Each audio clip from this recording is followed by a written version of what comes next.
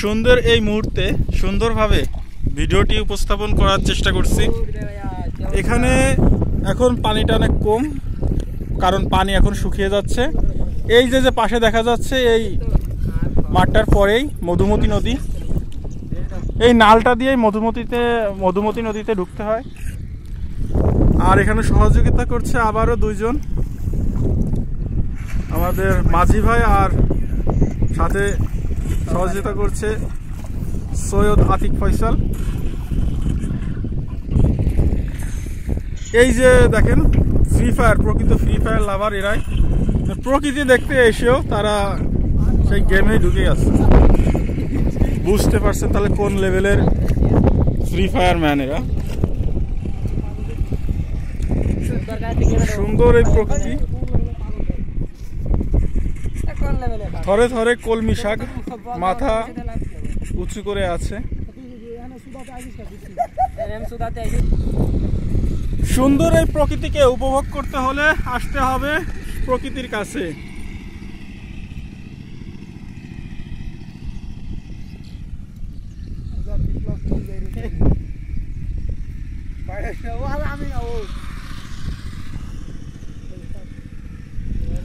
সামনে আবার ঢুকতে যাচ্ছি সেই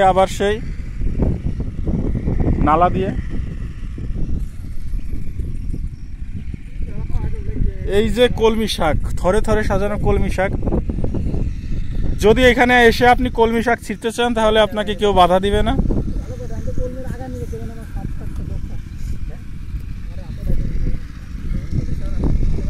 ইচ্ছা মতন কলমি শাক তুলতে পারবেন।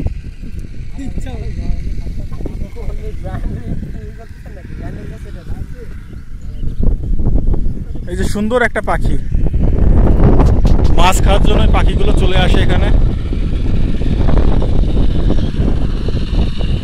সুন্দরভাবে হয়তো দেখানোর চেষ্টা করছি, কিন্তু পারছি নাকি জানি না।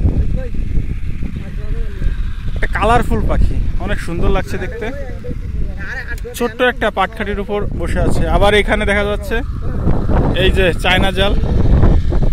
এটা চায়না জালটা পাতা অবশ্যই ঠিক না, কিন্তু দেখা যাচ্ছে এখানে জেলেরা এটা পেতে রেখেছে।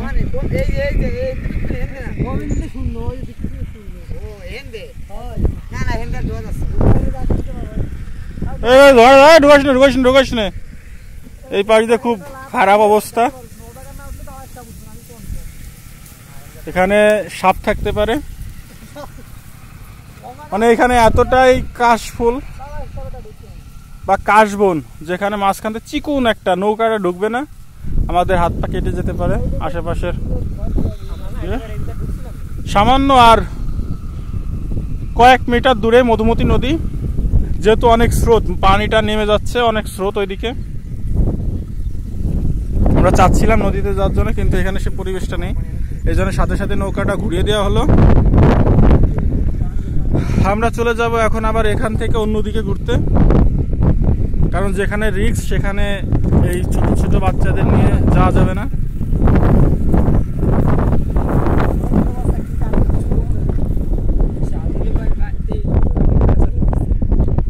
23 বছরের ছোট বাচ্চা।